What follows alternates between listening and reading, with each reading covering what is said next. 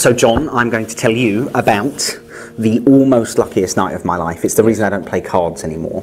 Any good gambler will tell you it's not so much the winning, it's the thrill of the hazard, just like Erdnay's taught us, that really makes it worth doing.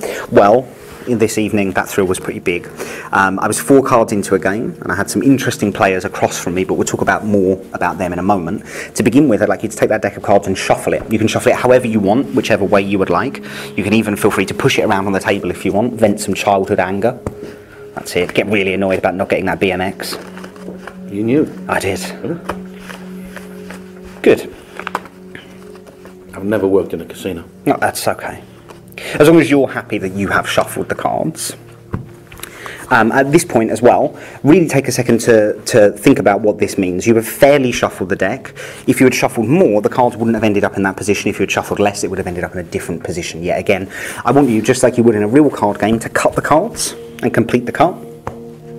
Good. So right now you've shuffled and you've cut. I told you that it was almost the luckiest night of my life. I was 4 cards into a game.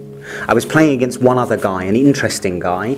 It was interesting because he was well known for his comedy magic, and his name began with a J, and his last name began with an A, and people called him Archini. That was what was interesting about him. Yeah. So the problem was, the 4 cards that I got dealt, well, you can see there's 1 card that's missing that might have made this interesting. You shuffled, you cut. This is my card, this is your card. If you had shuffled a little bit more, I wouldn't have got the card that I got. If you had shuffled a little bit less, I wouldn't have got the cards that I got. This is the one that you shuffled, this is the one that you dealt me. Hopefully your bad luck curse has broken tonight, and it won't just be a case of being almost lucky, but very lucky.